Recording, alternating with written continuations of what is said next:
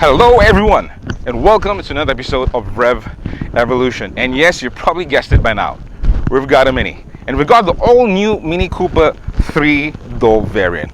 And according to Mini, it's a whole lot faster, feistier, and of course, more fun. With a lower center of gravity and definitely the go-kart handling, which is the trademark for all Minis. And I think the best way to tell you more about the all-new Mini Cooper 3-door is to take you along with me for a drive.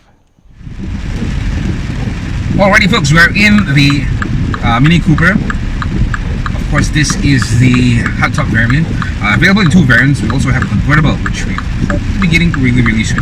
Some really quick technical info before we move into the other areas of the car. Okay, we can make this presentation real quick and easy, as probably most of you are already very familiar with the Mini Cooper. So, you know, to make it really nice and bite-sized. Right, so first of all, this is a 1.5 liter twin turbocharged petrol engine car, okay, offering you 102 bhp with 190 newton meters of torque. And I'll stop right there for a minute because I'm just gonna tell you, when I say 102 bhp, sitting behind the wheel and driving the Mini Cooper, it really doesn't feel that way. This car really has a punch to it, right? So it may, even though on paper it says it's 102 bhp, but the fact that you have the ability to have different modes in this car, whether it's the green, the mid, or sports mode, it gives you the feeling, or really, and to be honest, it really feels like you're a lot faster than most of the other cars on the road, which have more horsepower. All right, but that being said, do not speed. Power-wise, I think I'm pretty comfortable with the fact that it may have only, on paper, 102 bhp, but it really is more than powerful enough for me. Okay. And that I think which is more important to most people, especially here in sunny Singapore, is the fact is the fuel consumption.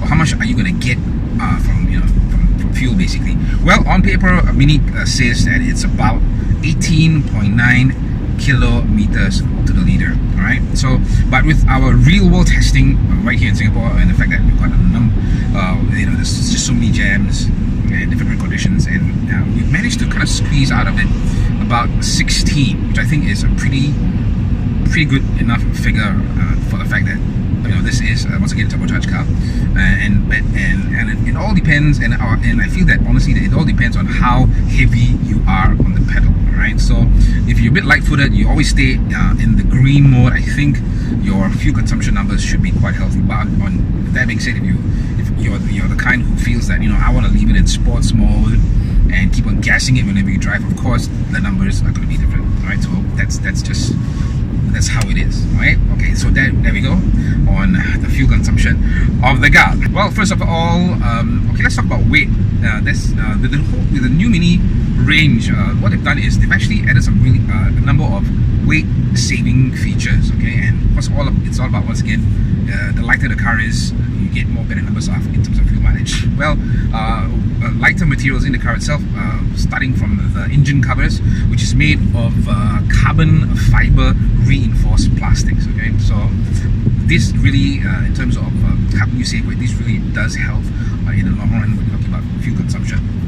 Okay, now moving on to some of the differences between this Mini and previous generations. First of all, you'll notice the logo is completely different. Okay, they've added some little wings on the Mini logo. Okay, so that's one of the most obvious things that you probably notice the minute you look at the car. So we've got that old wings coming out, but also we've got some really nice LED headlights in the front of the car. They've done that with the car itself, and they've also managed to incorporate the signal lights.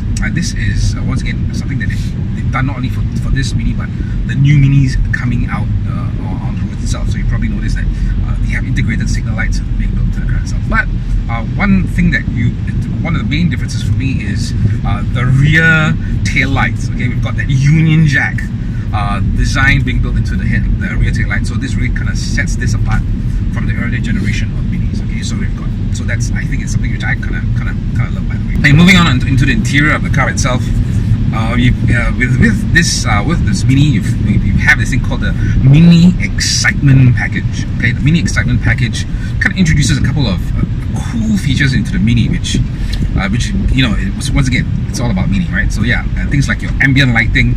We've got the Mini we call connected services in the car itself. And one thing that you also get is the fact that when you open the door, the Mini door, actually you can see the logo of Mini being displayed, kind of kind of pointed down on the road, right? So everybody's gonna know that, hey, this guy's driving a Mini, right? So this is just some of the many other features that you get when you drive the all new Mini. Some really other cool visuals in the car itself. You have the ability of a torque displays. Okay, when you go to sports mode, what happens is you get the number of the display. You have this little cool looking sports display being displayed on the center console, showing you things like your torque meter, your G-force meter and stuff and so on, which is something that you kind of mess around with. And also the fact that with this new Mini, that they have this LED ring light around the instrument panel. It constantly changes from the different colors of green to red and so on, and I think I kind of love it, especially when you're driving at night. You get this whole light show going on right here in the Mini. Okay, so you get that off and running as well. In terms of the driver, what are the things that you can look forward to getting behind the wheel of a car? Well, first of all, with the steering wheel, it comes with a multifunctional steering wheel with all your usual controls from your music. It gives you some you can actually scroll through some information on the little display there, telling you things about like your mileage, the temperature in the car itself, and so on and so forth. In terms of comfort-wise itself, besides that, what they've done is they've really got some nice soft touch materials going on in the car, and that is something you can expect in any Mini itself. And we've got this nice piano black finishing in the trims on the car, in the car itself. So really, that's really a lot of things in terms of comfort level going on in the car. And we've got the seats are really fantastic. Doing a lot of long distance driving, whether it's in Singapore or Malaysia, I think you're going to really appreciate the fact that these are some really comfortable seats. And fitting in the car itself, to fit comfortably, I think 4 people would just kind of do it just nice. If you try to get 5 people in the car, it's not going to be a really comfortable drive, right? So boot space, and I think this is something that is a mindset that everybody's be prepared for. When you're buying a Mini, you're not buying an MPV, okay, which means that you can't store a lot of stuff behind the boot. Okay, you don't expect to be carrying your bicycles on any adventure trips. Okay, if you plan on doing that, well, it's best to get a little rooftop rack for you to do so. Right, so but it's decent enough to carry things like your luggage, your grocery shopping, and so on. Okay, anything else I think would be a bit too much to ask under the Mini. All right, so that being said, that is, I think, as much as I'm going to tell you about this all-new Mini Cooper 3-door variant. To find out more information, it's best to head on down to Lanky and go over and visit the guys from Mini. Okay, when you do so, do remember to let them know that the guys from Revv Evolution sent you. Till we catch you again, this is Renee signing off from yet another episode from our motoring. We've got a whole bunch of other stuff going on besides cars, from our lifestyle and also to our cultural videos. So please do check us out. Okay, and the link, I believe, is somewhere around there. Okay, till we catch you again, this is Renee. Once signing off. Take care, folks, and happy holidays. Alright folks, time to wrap up our drive experience with the Mini Cooper 3-door variant. And as people like to say, it is what it is. Well, it is exactly what it is when you buy the Mini Cooper. Probably if you're buying a Mini, you already know what to expect, which is a car that's going to offer you lots of fun, lots of excitement, really great handling, the go-kart handling of course, and just so many ways which you can customize the car the way you want it to look, from the rims to the color of the car, to even specialized mirror covers, you name it, you can actually make the car look exactly how you want it to look. All right, it's a car that's going to offer you tons of fun, whether you're planning on driving in Singapore or Malaysia. And of course, and that being said, it's not going to be a car that you want to consider if you have a big family, because the Mini is it is a compact car, so you got to expect that there's going to be the pluses and the minuses when you buy the car. So in terms of boot space, it has a decent boot space, but if you're planning on carrying a bicycle and a whole bunch of stuff, that's not just going to happen. You can probably get a roof rack for that, but you won't be able to store it in your car, right? So when you buy a Mini, you have to be prepared for things like storage spaces, which the Mini might not be able to afford you. But other than that, it is a really fantastic car to drive. And in Singapore, especially now with the way COEs are going, it's really a great time to buy the car when the COEs are low. All right, so personally for myself, we had a great time when we were in Australia. We had the JCW on the track.